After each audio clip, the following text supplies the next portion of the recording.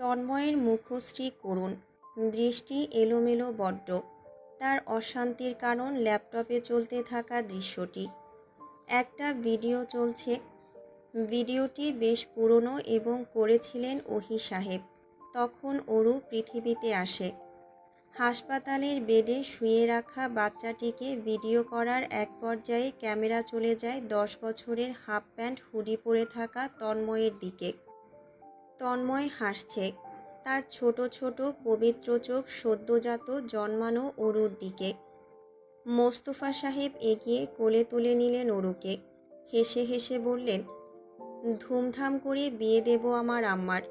পৃথিবীর শ্রেষ্ঠ রাজপুত্র আনবো আম্মার জন্য।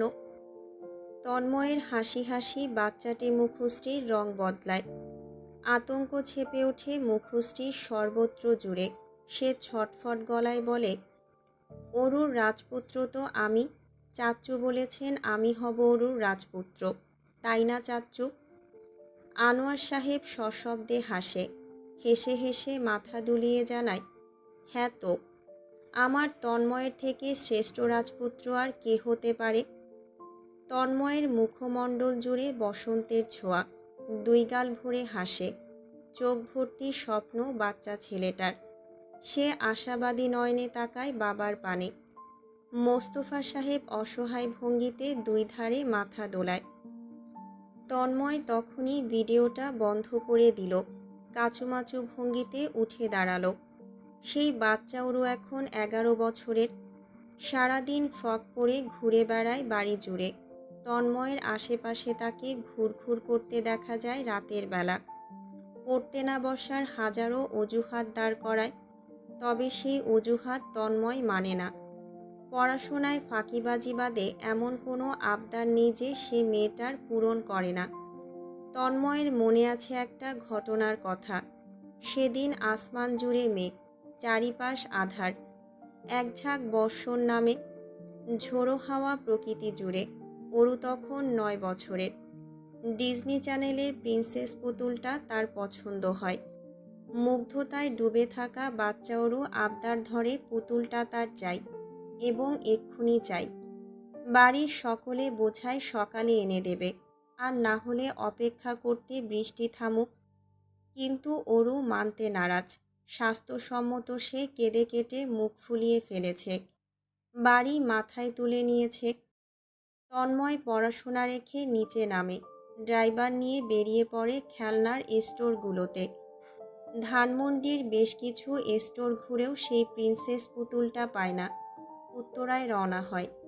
সেখানকার বিশেষ স্টোরে গিয়ে ঢোকে এবং বেশ খোঁজাখুঁজির পর পেয়েও যায়।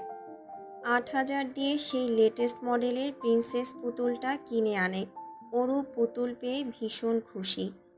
খুশিতে সে তন্ময়ের কোলে চড়ে গলা জড়িয়ে বারংবার চেঁচিয়ে বলেছিল, থ্যাংক ইউ তন্ময় ভাইয়া। অরুর খুশিতে চিকচিক করা নয়নজোড়া দেখে তন্ময় তৃপ্তি পায়, অদ্ভুত তৃপ্তি। এই তৃপ্তি পেতে যেন পৃথিবীর যা চাইবে বাচ্চাটি তাই এনে দেবে সে। শুক্রবার ছুটির দিন। শাহজাহান বাড়ির কর্তারা আজ বাড়িতেই। 7টায় রান্নাঘরে তোড়জোড় শুরু হয়েছে গৃহিণীদের। কর্তারা বসে লিভিং রুমে। তন্ময় স্বভাবসুলভ 7টায় ঘুম থেকে উঠেছে। ট্রাউজার শার্ট পরে নিচে নামছে সিঁড়ি বেয়ে। লিভিং রুমে বসা আনোয়ার সাহেবের পাশে অরু বসা। হাত পা টান টান সোজা। সে তার বাবাকে নতুন শেখা ব্যায়াম দেখিয়ে যাচ্ছে। তন্ময় তার অপোজিটে গিয়ে বসে।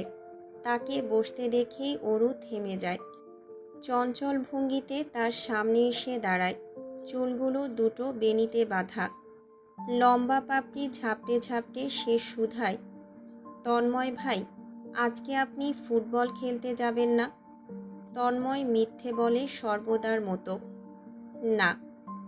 অরু ভাবান্তর ভঙ্গিতে বলে, এই যে আপনি না বলছেন, কিন্তু পরে কেমনে যেন না হা হয়ে যায়। আপনি তো চলে যান খেলতে। যদি এবারও আপনার নাটা হ্যাঁ হয়ে যায়, আমাকে সঙ্গে নেবেন? আমি খেলা দেখতে চাই। আনোয়ার সাহেব শব্দ করে হাসছেন। মোস্তফা সাহেব ভাতিজিকে আরও বিগড়ে দেবার ভঙ্গিতে ছেলেকে বলেন, নিয়ে যাও অরুকে। ড্রাইভার যাবে সঙ্গে, দেখে রাখবে। আমি যাচ্ছি না। তন্ময়ের কাট জবাব। অরুর কম বেশি সব আবদার মেনে নিলেও অনেকগুলো সে মানতে নারাজ, এবং তাকে দিয়ে মানানো বড় কঠিন। তার মধ্যে খেলা দেখতে নিয়ে যাওয়াটা, এর কারণ আছে তন্ময়ের মনে, কিন্তু মুখে সে আজ পর্যন্ত কাউকে বলেনি। আজকাল রাস্তাঘাটে 10 বছরের বাচ্চা মেয়েদেরও দেখা যায় প্রেমিক নিয়ে ঘুরছে। একটু একটু ছেলে মেয়ে প্রেমপত্র আদান প্রদান করছে। তন্ময় যেই মাঠে খেলে সেটি বিশাল বড়। সেখানে ছোট বড় সব ধরনের ছেলে মেয়ে থাকে। অরুর বয়সী মেয়েরা দামড়া দামড়া বয়ফ্রেন্ডস নিয়ে জড়াজড়ি করে দাঁড়িয়ে থাকে। তন্ময় একদমই চায় না অরু সেগুলো দেখুক, বা সে ওদের মধ্যে একজন হয়ে দাঁড়াক, বা তার এসবের প্রতি বিন্দুমাত্র ধারণা জন্মাক। এবার অনার্স সেকেন্ড ইয়ারে তন্ময়, সদ্যজাত পুরুষ হয়ে ওঠার রাস্তায় কেবল।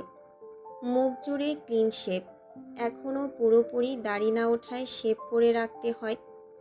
আর্মি কাট বেশ মানায় বাড়ন্ত বয়সী ছেলেদের, তন্ময়ের ক্ষেত্রেও তাই। মুখশ্রীতে লেপটানো গাম্ভীর্যের ছোঁয়া সুদর্শনের তালিকায় ফেলে তাকে।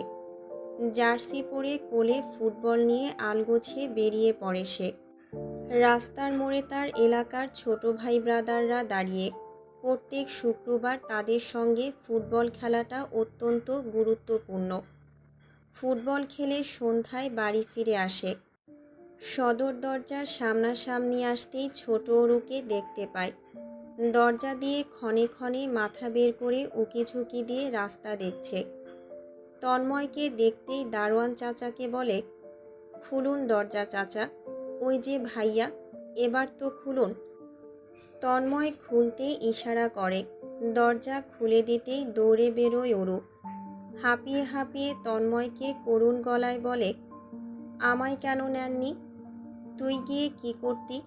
খেলা দেখতাম। খেলা দেখে কি হতো? মার্জি প্রত্যেক শুক্রবার ওর ভাইয়ার সাথে যায়। প্রত্যেক শুক্রবার খেলা দেখে, আমিও দেখতে চাই। তন্ময় দীর্ঘ নিঃশ্বাস ফেলে, অসহায় চোখে তাকিয়ে থাকে। হাতের বলটা রাস্তায় ফেলে।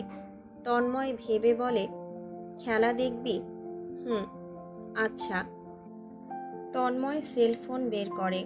চাচাতো ভাই আকাশকে ফোন করে। আকাশ ভেতরে ছিল, শুনে দৌড়ে বেরোয়। দারোয়ান সহ তারা 4 জন সেখানেই খেলার মাঠ বানায়। হইচই শুনে বেরিয়ে আসে মোস্তফা সাহেব। অরু হৈ হৈ করে তার চাচাকেও খেলতে ডাকে। ভাতিজির আবদার রাখতে তিনিও বাচ্চাদের সঙ্গে খেলায় যোগ হন। এক এক করে নেমে আসে আনোয়ার সাহেব এবং ওহি সাহেবও। বাড়ির গৃহিণীরা সদর দরজায় দাঁড়িয়ে খেলা দেখছে। স্ট্রিট লাইটের নিচে তাদের ফ্যামিলি প্লে জমে উঠেছে।